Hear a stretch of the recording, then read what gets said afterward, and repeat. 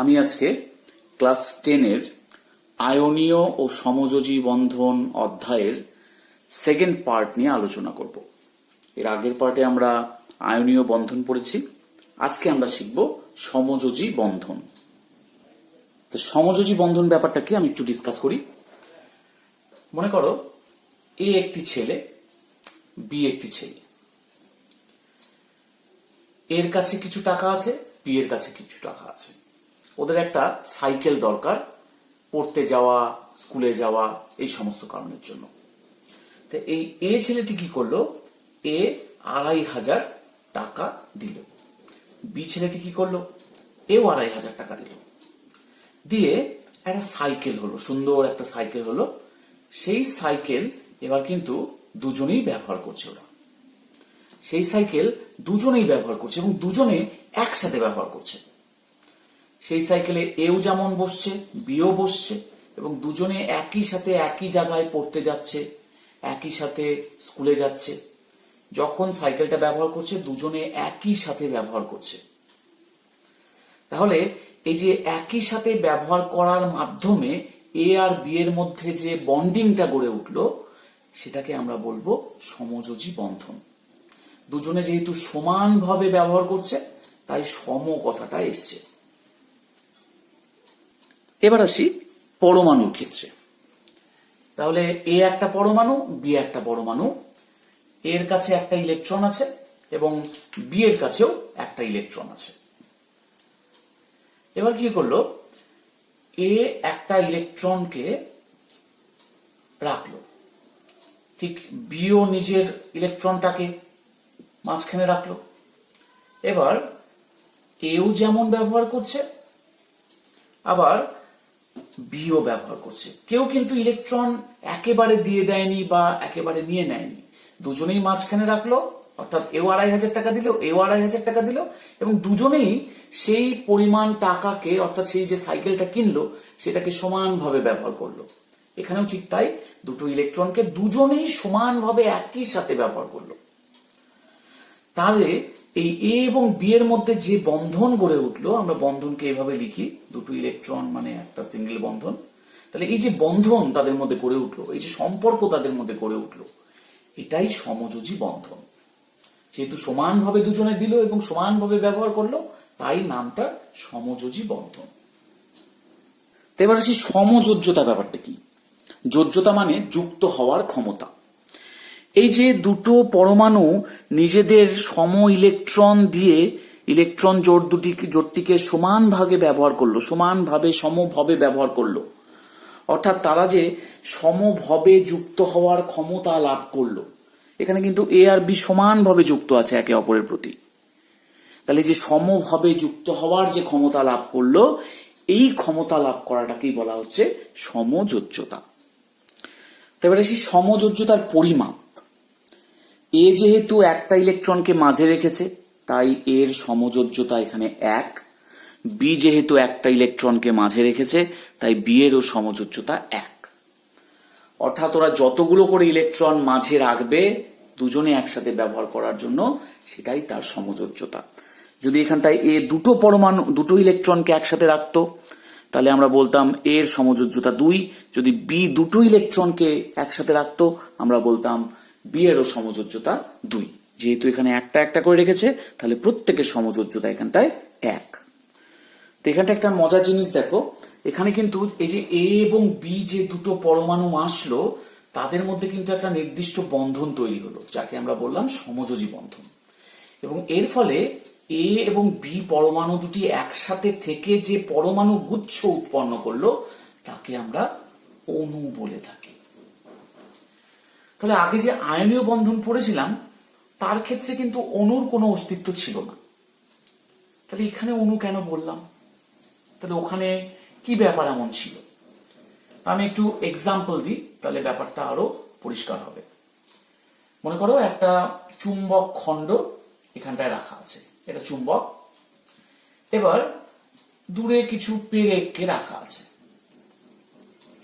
এবার চুম্বকটা নিজের সীমার মধ্যে ও কিন্তু এই পেরেকটাকেও টানবে, এই পেরেকটাকেও টানবে, এই পেরেকটাকেও টানবে, প্রত্যেককেও টেনে নেবে।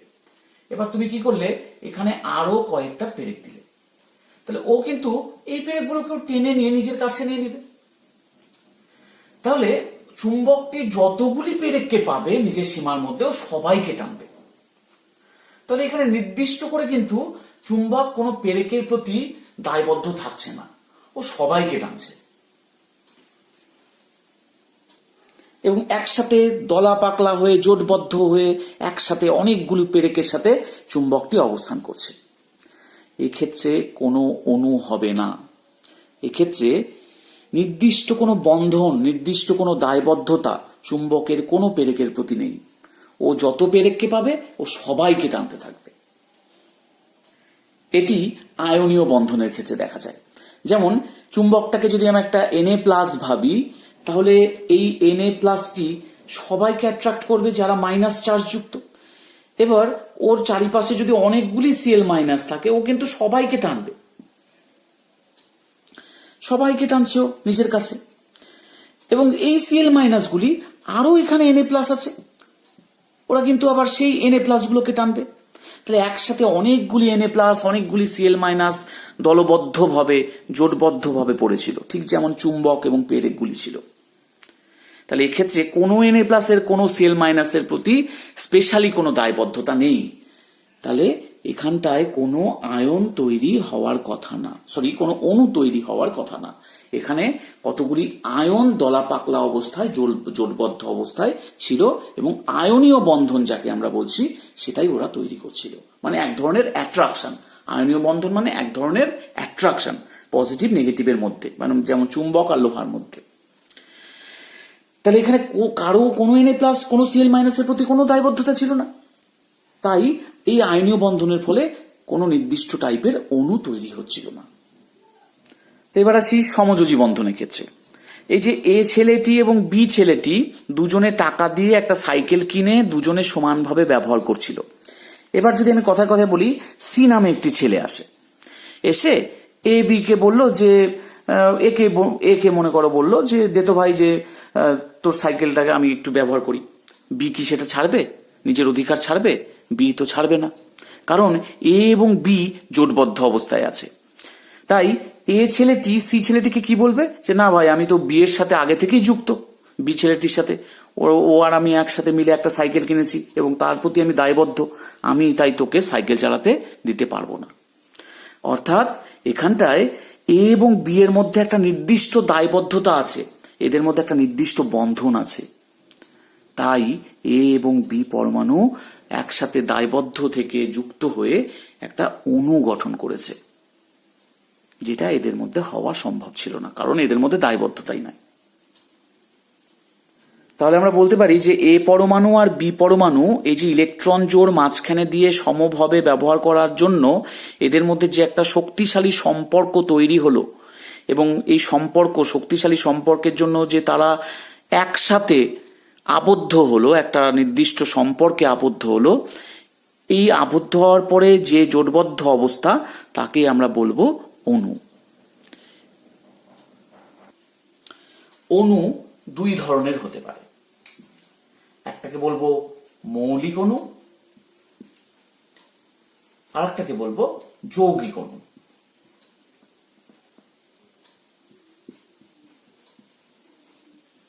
মৌলিক অণু কারা? মৌলিক অণু হচ্ছে একই ধরনের যদি দুটো পরমাণু আসে এবং তাদের মধ্যে যদি বন্ধন তৈরি হয়, সেটা মৌলিক অণু। মনে করো একটা এ আসলো আর একটা এ আসলো, একই পরমাণু, এবার এদের মধ্যে যে বন্ধন তৈরি হলো, সমযোজী বন্ধন, তার ফলে যে অণু তৈরি হলো তাকে আমরা বলবো মৌলিক অণু। কে কে হতে পারে? যেমন দুটো এইচ এর মধ্যে বন্ধন হয়ে H2 একটা মৌলিক অণু, তাই না? দুটো Cl এর মধ্যে বন্ধন হয়ে Cl2 একটা মৌলিক অণু। ঠিক একইভাবে আমরা বলতে পারি যে O2 একটা মৌলিক অণু, N2 একটা মৌলিক অণু, কারণ এখানে যে পরমাণুগুলি আছে সবগুলো একই রকমের পরমাণু। তাহলে যৌগিক অণু কারা? তো যদি এরকম হয় যে একটা H আসলো আর একটা Cl আসলো, এসে তারা একটা নির্দিষ্ট বন্ধনে আবদ্ধ হলো, তখন আমরা তাকে বলবো যৌগিক অণু। অর্থাৎ দুটো ভিন্ন পরমাণু যখন কাছে আসে এসে বন্ধনে আবদ্ধ হয় তাকে বলবো যৌগিক অণু। তাই HCl একটা যৌগিক অণু, এরকম আরো অনেক আছে। দেখো NH3 অ্যামোনিয়া একটা যৌগিক অণু, কারণ একটা নাইট্রোজেন পরমাণু তিনটা হাইড্রোজেন পরমাণু একসাথে এসছে। যেমন H2O এটা একটা যৌগিক অণু। যেমন CO2 আলাদা আলাদা ভিন্ন ভিন্ন পরমাণু, তারা একসাথে এসে একটা নির্দিষ্ট সম্পর্কে আবদ্ধ হয়েছে, সেই জন্য এই অণুগুলিকে আমরা বলবো যৌগিক অণু। তাহলে আমরা দেখলাম যে আয়নীয় বন্ধনের ক্ষেত্রে কোনো অণু তৈরি না হলেও সমযোজী বন্ধনের ক্ষেত্রে অণুর অস্তিত্ব আছে, এবং যে অণুটি দু ধরনের হয়, একটা মৌলিক অণু এবং একটি যৌগিক অণু। এরপরে আসি লুইস বিন্দু গঠন বা লুইস ডট স্ট্রাকচার। তা আমি এটা কিন্তু আগেই বলেছি, দেখো একটু তোমরা বুঝতে পারবে। এ একটা পরমাণু ছিল, বি একটা পরমাণু ছিল, এবার এর কাছে একটা ইলেকট্রন ছিল, বি এর কাছে একটা ইলেকট্রন ছিল। কি করলো, এ নিজের ইলেকট্রনটাকে মাঝখানে রাখছে, বিও নিজের ইলেকট্রনটাকে মাঝখানে রাখলো। এবার দুইজনে সমানভাবে ব্যবহার করছে, যে সার্কেল দিয়ে আমরা দেখাচ্ছি, এও ব্যবহার করছে আবার বিও ব্যবহার করছে। করার ফলে এদের মধ্যে একটা বন্ধন তৈরি হচ্ছে। তো এই যে আমরা ছবিটা দেখালাম এখানে ডট দিয়ে, অর্থাৎ ইলেকট্রনকে বিন্দু আকারে দেখালাম, এই যে এই গোল দিয়ে দেখালাম আমরা এইটুকু অংশকে, এই অংশটাকে, এইটাকেই বলা হচ্ছে লুইস বিন্দু গঠন। বিজ্ঞানী লুইসের নাম অনুযায়ী এই নামটা এসছে লুইস বিন্দু গঠন। তো চলো আমরা লুইস বিন্দু গঠনের মাধ্যমে কিছু অণুর গঠন দেখে নিই, যেটা তোমাদের পরীক্ষার জন্য খুব গুরুত্বপূর্ণ। তা লুইস বিন্দু গঠন করার জন্য আমাদের দুটো সূত্র খুব গুরুত্বপূর্ণ। একটাকে আমরা বলবো অক্টেট সূত্র বা অষ্টক সূত্র, আর একটাকে আমি বলবো দ্বৈত সূত্র। অষ্টক আর দ্বৈত, অষ্টক সূত্র এবং দ্বৈত সূত্র। দ্বৈত দ্বৈত সূত্র, এই দুটো সূত্র খুব গুরুত্বপূর্ণ। তা আমি এক্সাম্পলের মাধ্যমে এই সূত্রগুলো তোমাদের আরো ক্লিয়ার করে দেব। তো প্রথমে আসি হাইড্রোজেন। এটা একটা মৌলিক অণু, কিন্তু দুটো একই রকমের হাইড্রোজেন পরমাণু দিয়ে গঠিত। তা হাইড্রোজেন অণু, এইটা লুইস ডট গঠন আমরা দেখব। তা দেখি, হাইড্রোজেনের একটা ইলেকট্রন থাকে, তাহলে অপর একটা হাইড্রোজেন তারও একটা ইলেকট্রন আছে, দুটো পরমাণু। এবার এরা কি করলো, এই হাইড্রোজেনটা নিজের ইলেকট্রনকে মাঝখানে রাখলো, এই হাইড্রোজেনও নিজের ইলেকট্রনকে মাঝখানে রাখলো। আমি একটু মাঝামাঝি জায়গায় আঁকাই, তাহলে হাইড্রোজেনের দুটো ইলেকট্রনই মাঝামাঝি আছে দূরত্বে। এও ব্যবহার করছে, এও ব্যবহার করছে। তাহলে কেমন হচ্ছে ছবিটা, এইচ বন্ধন এইচ। এই যে গঠনটা আমরা করলাম, এইটুকু গঠনকেই আমরা বলছি লুইস বিন্দু গঠন। এখানে হাইড্রোজেনের সমযোজ্যতা কত, হাইড্রোজেন যেহেতু একটা ইলেকট্রন দিয়েছে, এই হাইড্রোজেনও তাই দিয়েছে, তাই হাইড্রোজেনের সমযোজ্যতা এখানটায় 1। এখানটায় এই হাইড্রোজেনের কটা ইলেকট্রন হলো, এর ছিল একটা ইলেকট্রন, এখন কিন্তু দুটোকে ব্যবহার করছে, অর্থাৎ নিজেরটা তো ছিলই, এরটাও ব্যবহার করছে, তাহলে এর দুটো ইলেকট্রন হলো। এবার এরও ঠিক তাই দুটো ইলেকট্রন হলো।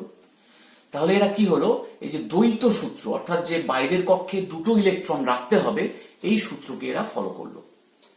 অর্থাৎ প্রতিটা পরমাণু এমন ভাবে ইলেকট্রন মাঝখানে রেখে ব্যবহার করবে যাতে ওদের যোজ্যতা কক্ষে হয় 8টা ইলেকট্রন হয়, নয়তো 2টা ইলেকট্রন হয়। যেমন অষ্টক সূত্র এবং দ্বৈত সূত্র দুটা যেন পালন করা যায়। যেমন হাইড্রোজেন এখানে দ্বৈত সূত্র পালন করলো, অর্থাৎ তার বাইরের কক্ষে এবার তার একটাই কক্ষ এখানটায়, তার সেই কক্ষপথে ওর দুটো ইলেকট্রন হলো, তার মানে দ্বৈত সূত্র ও পালন করলো। তো এবার আমরা দেখবো ফ্লুরিন অণু। এটিও কিন্তু একটি মৌলিক অণু, কারণ একই পরমাণু দিয়ে গঠিত। ফ্লুরিনের বাইরের কক্ষে কটা ইলেকট্রন থাকে, আমাদের সবসময় বাইরের কক্ষের ইলেকট্রন নিয়ে কাজ কারবার। তাহলে আমি একটু লিখে নিই যে ফ্লুরিনের পরমাণু ক্রমাঙ্ক 9, তাহলে প্রথম কক্ষপথে কটা থাকবে, 2, তারপরে কক্ষপথে মোট বাইরে কক্ষপথে মানে দ্বিতীয় কক্ষপথে 8টা থাকতে পারে 2n² নিয়ম অনুযায়ী, কিন্তু এখানে 7 হবে, কারণ 2 আর 7 9। তাহলে প্রথমটায় 2, দ্বিতীয়টায় 7। 7টি তাহলে বাইরের কক্ষ। তাহলে আমাদের 7 ইলেকট্রন নিয়ে আমরা চিন্তা করব। 1 2 3 4 5 6 7। দেখো আমি 3 জোড়ায় আঁকলাম আর একটাকে আলাদাভাবে রাখলাম। তোমাদের অনেকে আঁকানোর সময় এরকম করে দিল, হয়তো একসাথে 3 জোড়া করে দিল, তা কিন্তু ঠিক না। একসাথে জোড়া মানে একসাথে দুটো ইলেকট্রনকে আমরা একসাথে রাখবো। তাহলে 3 জোড়া আর একটা সিঙ্গেল থাকবে, তাহলে দেখতে সুবিধা হবে এবং ইলেকট্রন ওইভাবেই থাকে জোড়ায় জোড়ায়। তাহলে এরও 7টা। এবার কি হলো, ওর দেখো 7টা আছে, তাহলে একটা হলেই ওদের অষ্টক হয়। ও তো আর দ্বৈত করতে পারবে না, ওর অষ্টক হতে হবে। তাহলে বাইরের কক্ষে 7টা আছে, ও যদি একটা আরো পায় তাহলে ওর অষ্টক হয়। ঠিক এরও তাই, আর একটা যদি পায় তাহলে এর অষ্টক হয়।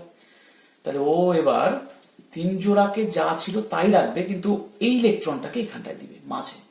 এই ফ্লোরিনও তাই, 3 জোড়াকে যা ছিল সেইভাবেই রেখে ওই ইলেকট্রনটাকে মাঝে রাখবে। এবার এও ব্যবহার করবে, আবার এও ব্যবহার করবে। তাহলে এই ফ্লোরিনের এবার বাইরে কক্ষে কটা হলো? 8টা হয়ে গেছে, কিন্তু 3 জোড়া মানে 6টা আর 2 8টা। এরও ঠিক তাই 8টা। তাহলে এরা দুজনেই অষ্টক সূত্র পালন করলো এবং তার ফলে এদের মধ্যে যেটা বন্ধন তৈরি হলো সমযোজী বন্ধন। আমরা ইলেকট্রন জোড়গুলোকে দেখিয়ে দিব।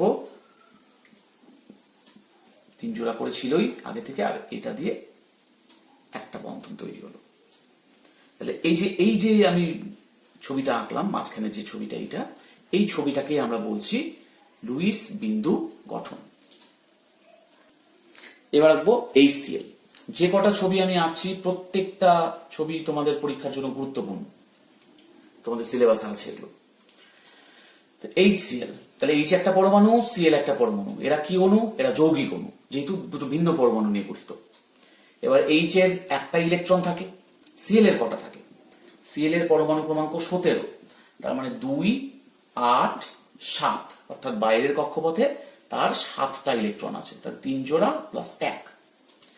তাহলে হাইড্রোজেনের একটা আছে, আর একটা পেলে ওর দ্বৈত সূত্র ফলো হয়। ক্লোরিনের 7টা আছে, আর একটা পেলে ওর অষ্টক সূত্র ফলো হয়। তাহলে এবার হাইড্রোজেন এটাকে মাঝখানে রাখবে ইলেকট্রনটাকে, আর ক্লোরিনও ওর যে একটা ইলেকট্রন ছিল বিজোড় ইলেকট্রনটা তাকে মাঝখানে রাখবে। এবার এটা হাইড্রোজেনের দ্বৈত হয়ে গেল আর ক্লোরিনের হয়ে গেল 8টা। তাহলে হাইড্রোজেন দ্বৈত সূত্র মানলো আর ক্লোরিন মানলো অষ্টক সূত্র। তাহলে HCl, আমরা Cl এর এই যে 3 জোড়া ইলেকট্রন পড়েছিল আগে থেকে, এটা দেখিয়ে দিলাম।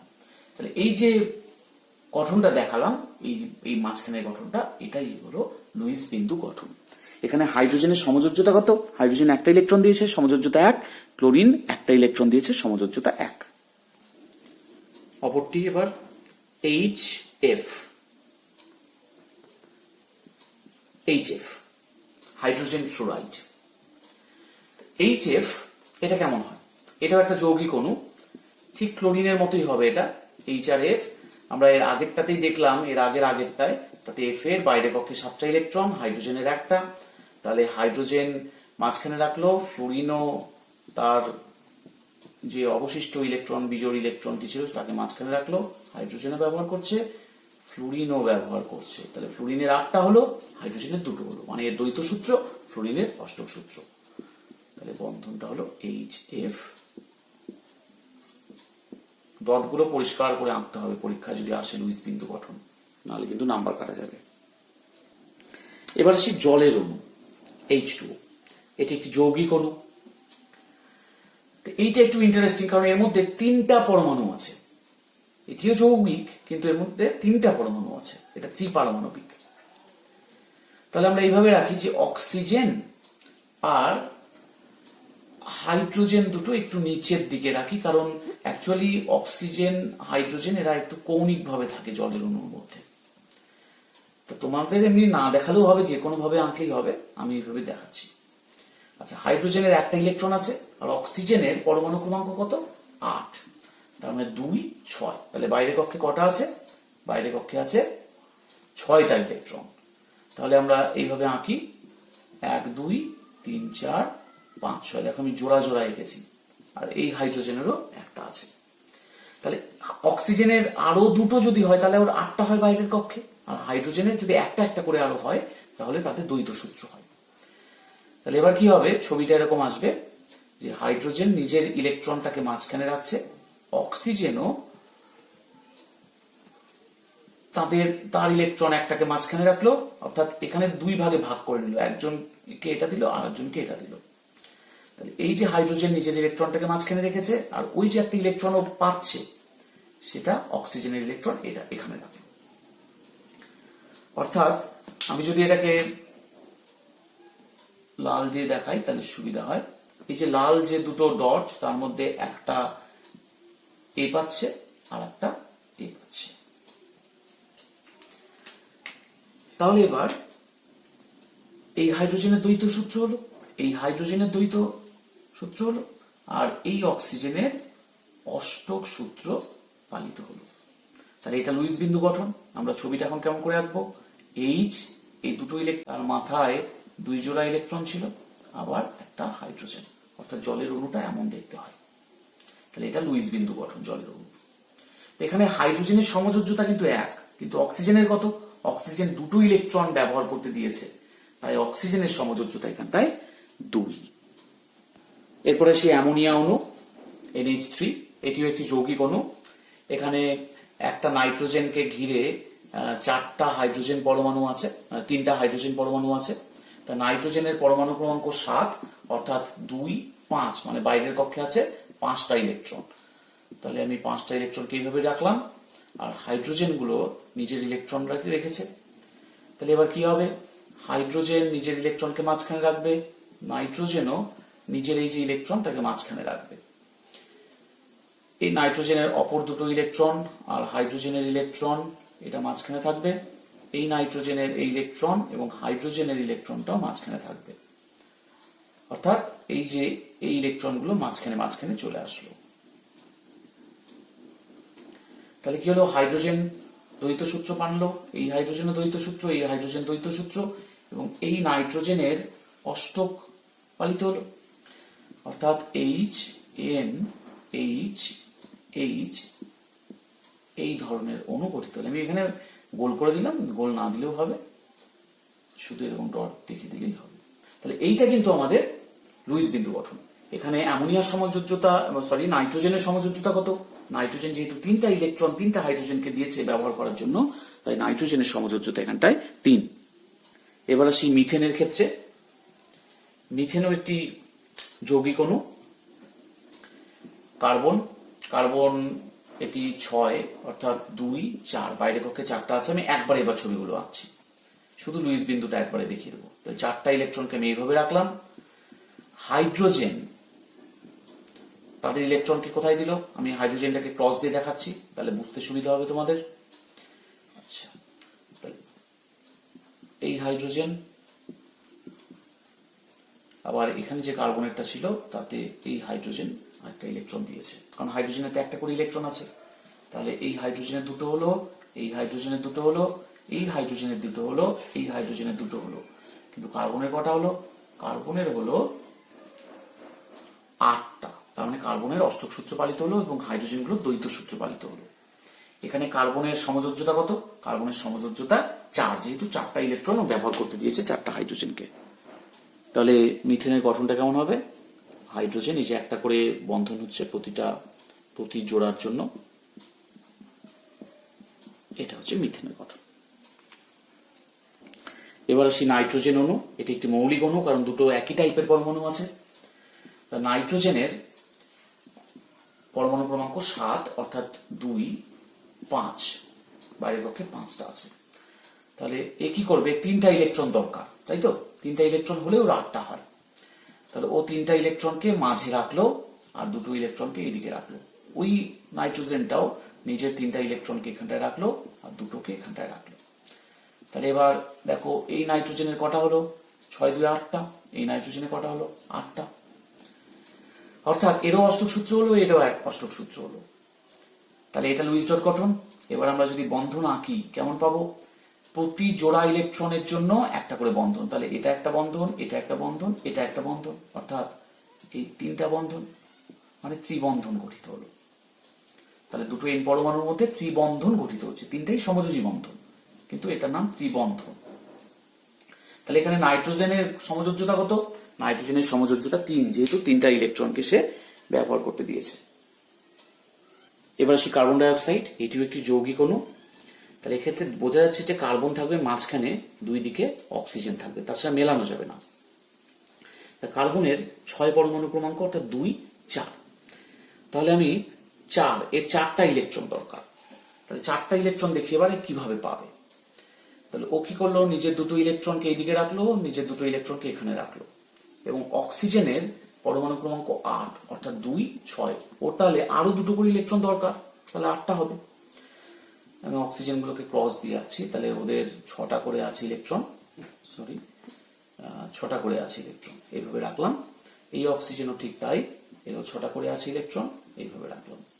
তাহলে এবার যদি ও ব্যবহার করে এরকম করে, তাহলে 8টা হবে। ও ব্যবহার করে যদি এরকম করে, তাহলে 8টা হবে। আর এই কার্বন যদি এইভাবে ব্যবহার করে, তাহলে ওরও 8টা হবে। তাহলে প্রত্যেকেরই অষ্টক সূত্র পালিত হলো। তাহলে গঠনটা কেমন হবে? এইরকম টাইপের, ডট বা ক্রস দেখানো যায়, আমি এইভাবে আঁকলাম। তাহলে এই যে গঠনটা কিন্তু লুইস ডট গঠন। এখানে কার্বনের সমযোজ্যতা কত? কার্বনের সমযোজ্যতা 4, যেহেতু ও 4টা ইলেকট্রনকে ব্যবহার করতে দিয়েছে দুটো অক্সিজেনের মধ্যে। অক্সিজেনগুলোর সমযোজ্যতা 2। তাহলে এখানে কি তৈরি হলো? তাহলে এখানে তৈরি হলো সমযোজী দ্বিবন্ধন, দ্বিবন্ধন তৈরি হয়েছে। এবার আসি ইথিন বা ইথিলিন, একে দুই নামেই ডাকা যায়, ইথিন বা ইথিলিন। তো ইথিন বা ইথিলিন অণুর গঠন কি হবে? এর সংকেতটা C2H4। তাহলে এটা কেমন হয়? আসলে দুটো কার্বন থাকে আর 4টে হাইড্রোজেন এরকম করে থাকে। একটু গঠনগুলো না জানলে সেটা কিন্তু আঁকানো খুব মুশকিল, তাই জানা প্রশ্ন না আসলে, মানে তোমাদের তো এই কটার মধ্যেই থাকবে, তাই গঠনগুলো একটু ভালো করে দেখে যাও। তাহলে কার্বনের তো বাইরের কক্ষে 4টা ইলেকট্রন থাকে। তাহলে কার্বন কি করলো, নিজের দুটো ইলেকট্রন এখানে রাখলো আর একটা একটা করে এখানে রাখলো। আচ্ছা, এই কার্বন কি করলো, অপর যে কার্বনটা আছে তার নিজের দুটো ইলেকট্রনকে এখানে রাখলো এবং এইগুলোকে এইখানটা রাখলো। এবার হাইড্রোজেন গুলো কি করবে? হাইড্রোজেন গুলো নিজেদের ইলেকট্রনকে মাঝামাঝি জায়গায় রাখলো, প্রত্যেকটা হাইড্রোজেন। তাহলে এবার প্রত্যেকের দেখো, প্রত্যেকটা হাইড্রোজেনের দ্বৈত সূত্র হলো। আর কার্বনের কি হলো? এই কার্বনের 8টা হলো, এই কার্বনের 8টা হলো। তাহলে এইটা লুইস ডট গঠন। তাহলে কেমন হচ্ছে? হাইড্রোজেন, তার মধ্যে কার্বন, এক বন্ধন হলো, এটাও এক বন্ধন। এখানে দেখো 2 জোড়া ইলেকট্রন আছে, তাহলে দ্বিবন্ধন হবে। এইটা আমাদের ইথিলিনের গঠন। এখানে সমযোজী এক বন্ধন আছে, সমযোজী দ্বিবন্ধন আছে। এটা একটা যৌগিক অণু, ইথিন বা ইথিলিন অণু। এখানে কার্বনের সমযোজ্যতা কত? এই কার্বন যেহেতু 4টা ইলেকট্রন দিয়েছে ব্যবহার করতে, তাই সমযোজ্যতা 4, এরও সমযোজ্যতা 4, এবং হাইড্রোজেনের সমযোজ্যতা কিন্তু 1। তো এবার আসি ইথাইন বা অ্যাসিটিলিন অণু। এটা সংকেত C2H2। এখানে কি হয়, দুটো কার্বন থাকে এবং দুটো হাইড্রোজেন এইভাবে থাকে। তাহলে কার্বনের তো 4টা করে ইলেকট্রন আছে বাইরের কক্ষে, তাহলে ওরা আরো 4টা দরকার। ও কি করলো, 3টাকে এখানে রাখলো, একটাকে এখানে রাখলো। এই কার্বনও ঠিক তাই, 3টাকে এখানে রাখলো, একটাকে এখানে রাখলো। আর হাইড্রোজেন গুলো নিজেদের একটা একটা করে ইলেকট্রন এখানে রাখলো। তারপরে এ দ্বৈত সূত্র, এও দ্বৈত সূত্র। এই কার্বনের 8টা হলো, 6 আর 2 8। এই কার্বনের একইভাবে 8টা হলো। তার মানে কার্বনগুলোর অষ্টক সূত্র এবং হাইড্রোজেনের দ্বৈত সূত্র। তাহলে সংকেতটা এরকম হবে। এবার আসি O2 অণু। এটা একটা মৌলিক অণু, দুটো অক্সিজেন। এবার অক্সিজেনের তো পরমাণু ক্রমাঙ্ক 8, মানে 2, 6, অর্থাৎ 6টা করে ইলেকট্রন থাকবে। তাহলে আমরা যদি এখানটায় দুটো দিই আর বাকি 4টেকে এখানটায় রাখি, তাহলে 6টা হলো। এরও ঠিক তাই, এখানে যদি আমরা দুটো রেখে 4টে রেখে দুটোকে এখানে রাখি, এবার যদি এরকম ভাবে দেখি, তাহলে আমরা দেখতে পাবো দুজনেরই এক্ষেত্রে অষ্টক পূর্তি হচ্ছে। তাহলে এটা লুইস ডট গঠন। যদিও আমি এখানে বলে রাখি যে অক্সিজেনের ক্ষেত্রে লুইস ডট গঠন তৈরি করা যায় না, কারণ এই যে লুইস ডট গঠন, এটা কিন্তু অক্সিজেনের অনেক ধর্ম আছে, ভৌত রাসায়নিক ধর্মগুলি তাকে সাপোর্ট করে না এই গঠনটা। তাই অক্সিজেনের ক্ষেত্রে লুইস বিন্দু গঠন না আঁকানোই ভালো, কারণ লুইস বিন্দু গঠন অক্সিজেনের ক্ষেত্রে সত্যি সত্যিই অঙ্কন করা সম্ভব না। তাই আমরা বলতে পারি যে অক্সিজেন তার ক্ষেত্রে সঙ্গতিপূর্ণ কোনো লুইস বিন্দু অঙ্কন করা যাবে না। তাই অক্সিজেনের ক্ষেত্রে লুইস বিন্দু গঠন আঁকতেও দিবে না পরীক্ষায়, কারণ এটা তো একটা ব্যতিক্রম যেখানে লুইস বিন্দু গঠন দিয়ে অক্সিজেনের স্ট্রাকচার ব্যাখ্যা করা যায় না।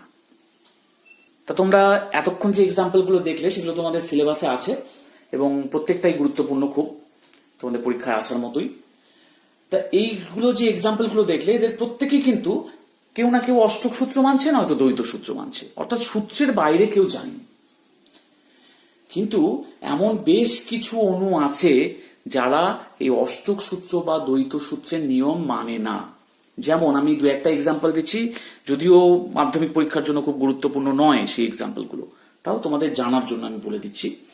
যেমন দেখো BeCl2 বেরিলিয়াম ক্লোরাইড বা PCl5 এই ধরনের যে যৌগগুলি আছে এরা কিন্তু অষ্টক সূত্র মানেই না। কারণ বেরিলিয়ামের, আমরা জানি যে বেরিলিয়ামের ক্ষেত্রে 4 হয় পরমাণু ক্রমাঙ্ক, অর্থাৎ 2 তাহলে দুটো আছে বাইরের কক্ষে, অষ্টক সূত্র মানতে গেলে ওকে আরো 6টা ইলেকট্রন দরকার। কিন্তু বেরিলিয়াম কি করবে? এইভাবে দুটো সিএল আছে, এবার সিএল এর তো বাইরের কক্ষে 7 আছে, 1 2 3 4 5 6 7, আর বেরিলিয়ামের আছে দুটো, তাহলে ও একটা এখানটায় দিবে আর একটা এই সিএল এর সাথে ব্যবহার করবে। তাহলে ক্লোরিনের হয়ে গেল 8টা, ক্লোরিন অষ্টক সূত্র মানলো, এই ক্লোরিনও অষ্টক সূত্র মানলো। কিন্তু বেরিলিয়ামের কটা হলো? বেরিলিয়ামের হলো 4টা, তাহলে ও না দ্বৈত সূত্র মানলো না অষ্টক সূত্র মানলো। তাহলে এটা কিন্তু একটা ব্যতিক্রম যেটা অষ্টক সূত্র বা দ্বৈত সূত্র কোনোটিই ফলো করে না। ঠিক একইভাবে PCl5 ফসফরাস পেন্টাক্লোরাইড, ফসফরাসের 15 পরমাণু ক্রমাঙ্ক, তার মানে 2 8, তারপরে কত আসবে? তারপরে আসবে 5, অর্থাৎ বাইরের কক্ষে 5টা আছে। তাহলে ওর আরো 3টা ইলেকট্রন দরকার যাতে অষ্টক সূত্র ফলো করে। তাহলে ফসফরাস ওর 5টা ইলেকট্রন আছে, আমি 5টা ইলেকট্রনকে এইভাবে লিখছি। এবার ক্লোরিন তাদের প্রত্যেকের বাইরের কক্ষে কিন্তু 7টা করে আছে, তাহলে 7টা করে রাখলো, 5টা মোট ক্লোরিন আছে, প্রত্যেককে সাজাতে হবে আমাকে।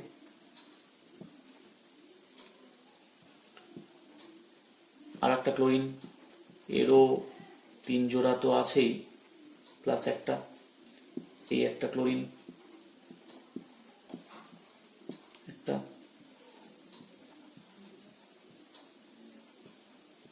এবার দেখো এই ক্লোরিন গুলোর কিন্তু 8টা হয়ে যাচ্ছে, এই ক্লোরিনের 8টা, এই ক্লোরিনের 8টা, এই ক্লোরিনের 8টা, এই ক্লোরিনের 8টা এবং এই ক্লোরিনের 8টা। কিন্তু ফসফরাসের কটা হচ্ছে? কটা হলো? ফসফরাসের হলো কিন্তু 10টা ইলেকট্রন। তাহলে ওর 8টা হওয়া উচিত ছিল বা 2টা হওয়া উচিত ছিল দ্বৈত সূত্র, কিন্তু ওর হয়ে গেল 10টা ইলেকট্রন। তাহলে এরাও দ্বৈত বা অষ্টক সূত্র মানলো না। যাই হোক, লাস্টে যে দুটো এক্সাম্পল দিলাম সেটা তোমাদের পরীক্ষার জন্য খুব বেশি গুরুত্বপূর্ণ নয়, তাই খুব বেশি কঠিন মনে হলে পড়ো না। আর যে আগের যে এক্সাম্পল গুলো ছিল যেগুলো তোমাদের সিলেবাসের মধ্যে, সেগুলো ভালো করে দেখো, আশা করি তার মধ্যে থেকেই কোনো কোশ্চেন থাকবে। তা আমি এবার পরের অংশে চলে যাব। আয়নীয় বা তড়িৎযোজী যৌগ এবং সমযোজী যৌগের মধ্যে কি কি পার্থক্য রয়েছে সেটা এবার আমরা দেখব। সমযোজী যৌগের ক্ষেত্রে কিন্তু এদের অণুর অস্তিত্ব রয়েছে, তাহলে অণুর অস্তিত্ব আছে। কিন্তু তড়িৎযোজী বা আয়নীয় যৌগের ক্ষেত্রে এরকম কোনো অস্তিত্ব নেই, কারণ এখানে কিছু আয়ন জোটবদ্ধ অবস্থায় থাকে, তাই এদের প্রকৃত কোনো অণুর অস্তিত্ব নেই। তাহলে আমরা বলতে পারি যেহেতু সমযোজী যৌগের ক্ষেত্রে অণুর অস্তিত্ব আছে, তাহলে এদের ক্ষেত্রে আণবিক ভর বা আণবিক ওজন কথাটা চলে। কিন্তু আয়নীয় বা তড়িৎযোজী যৌগের ক্ষেত্রে আণবিক ভর কথাটা চলে না, কারণ অণুই নেই, তার আণবিক ভর কি হবে? এক্ষেত্রে যেটা চলে সেটা সংকেত ভর বা সংকেত ওজন। দ্বিতীয় যে পার্থক্যতে আসি সেটা আয়নীয় বা তড়িৎযোজী যৌগের ক্ষেত্রে গলনাঙ্ক বা স্ফুটনাঙ্ক অত্যন্ত বেশি, কিন্তু সমযোজী যৌগের ক্ষেত্রে গলনাঙ্ক স্ফুটনাঙ্ক সাধারণত কম। অর্থাৎ বেশিরভাগের ক্ষেত্রে কমই হয়, কিন্তু কিছু কিছু যৌগ আছে যাদের গলনাঙ্ক স্ফুটনাঙ্ক যথেষ্ট বেশি। তা আমরা সেই জন্য সাধারণত কম কথাটা বলে দেব। এখানে কম হলো কেন সেই সাপোর্টে আমি কিছু বলে দিই। সেটা হচ্ছে এদের ক্ষেত্রে অণু আছে। মনে করো আমি এর আগেই বললাম যে এ আর বি এর মধ্যে অণু, তো এরকম আরো অনেক অণু আসবে। এবার এই অণুগুলো যখন একত্রিত হবে তখন তো পদার্থটা গঠিত হবে, সে যৌগিক পদার্থ হোক বা মৌলিক পদার্থ হোক। তারপর এই যে একত্রিত হচ্ছে, একসাথে অনেকগুলো অণু যখন আসছে, তখন এদের মধ্যে একটা দুর্বল আকর্ষণ বল কাজ করে। এই দুর্বল আকর্ষণ বলের জন্যই এই অণুগুলো একে অপরকে ধরে রাখতে পারে। তো এই আকর্ষণ বলটা দুর্বল, তাই এই আকর্ষণ বলকে ভাঙতে অনেক কম শক্তি লাগে, তাই গলনাঙ্ক স্ফুটনাঙ্ক কম। কিন্তু এদের ক্ষেত্রে কি হয়, এদের ক্ষেত্রে Na+, তার চারিদিকে Cl-, আবার Na+, আবার Cl-, তাহলে অনেকগুলো ক্যাটায়ন এবং অ্যানায়ন একসাথে স্থির তাড়িতিক বলের মাধ্যমে একত্রিত থাকে, জোটবদ্ধ থাকে। স্থির তাড়িতিক বল কিন্তু যথেষ্ট শক্তিশালী, মানে এর তুলনায় অনেক বেশি শক্তিশালী, তাই এদের গলনাঙ্ক স্ফুটনাঙ্ক বেশি হয়। তৃতীয় পার্থক্যে আসি। সাধারণ উষ্ণতায়, অর্থাৎ আমাদের সাধারণ অবস্থায় বায়ুমণ্ডলীয় যে উষ্ণতা থাকে, ঘরের যে উষ্ণতা হয়, সেই উষ্ণতায় আয়নীয় যৌগগুলি কেলাসাকার কঠিন হয়, অর্থাৎ কঠিন পদার্থ হয়, যেমন NaCl, সেটা কঠিন পদার্থ। কিন্তু সমযোজী যৌগগুলি কঠিনও হতে পারে, গ্যাসীয় হতে পারে, তরল হতে পারে সাধারণ উষ্ণতায়। অর্থাৎ গ্যাসীয় কে, যেমন অক্সিজেন দেখো গ্যাসীয়, আবার ওয়াটার জল তরল। আবার কঠিনকে চিনি একটা সমযোজী যৌগ, কিন্তু চিনি কঠিন। তাহলে এরা সব ধরনেরই হতে পারে, গ্যাসীয়, তরল বা কঠিন হতে পারে, কিন্তু এরা কেলাসাকার কঠিন হয়। 4 নম্বর পয়েন্টে আসি। আয়নীয় বা তড়িৎযোজী যৌগগুলি ধ্রুবীয় দ্রাবক, অর্থাৎ জল আমাদের ধ্রুবীয় দ্রাবক, তাতে দ্রবীভূত হয়, তাতে গুলে যায়। কিন্তু যারা সমযোজী যৌগ তারা সাধারণত অধ্রুবীয় দ্রাবক, মানে বেনজিন এরকম দ্রাবকেই দ্রাব্য হয়, জলে দ্রবীভূত হতে পারে না। তবে সাধারণত কথাটার মধ্যে কিন্তু ব্যতিক্রমও আছে, যেমন চিনি একটা সমযোজী যৌগ হওয়া সত্ত্বেও সে জলে দ্রাব্য। তা চিনি হলে পরেও বেশিরভাগ সমযোজী যৌগ সাধারণত জলে অদ্রাব্যই হয়, তারা অধ্রুবীয় দ্রাবকে দ্রাব্য, সেই জন্য আমি সাধারণত কথাটা ব্যবহার করলাম। 5 নম্বর পয়েন্টে আসি। আয়নীয় যৌগগুলি গলিত বা জলে দ্রবীভূত অবস্থায় তড়িৎ পরিবহন করে, কিন্তু সমযোজী যৌগরা পারে না। যেমন দেখো NaCl, সে কিন্তু জলে দ্রবীভূত হয়ে বা গলিত অবস্থায় সে তড়িৎ পরিবহন করতে পারে, কিন্তু চিনি পারে না। যদি ওখানটা একটা ব্যতিক্রম আছে, যেমন HCl, এই কোশ্চেনটা আসে, HCl সমযোজী যৌগ, কিন্তু সে জলীয় দ্রবণে কেন তড়িৎ পরিবহন করে?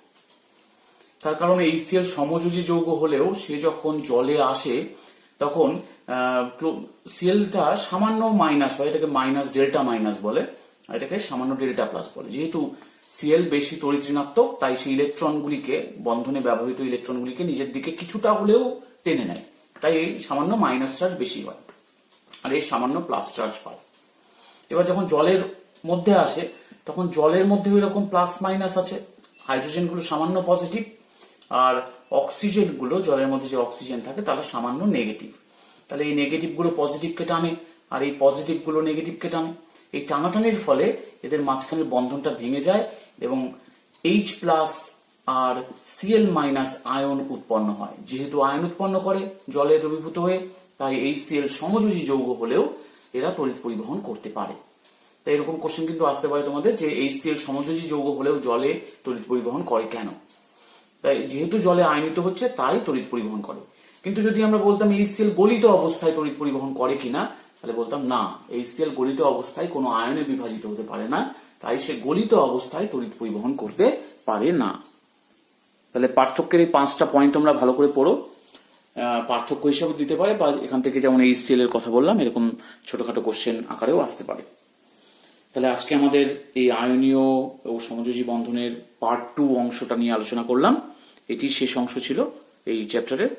এরপরে আমরা নেক্সট চ্যাপ্টারগুলি আবার ধীরে ধীরে আলোচনা করব। আজকে এইটুকুই থাক। Thank you.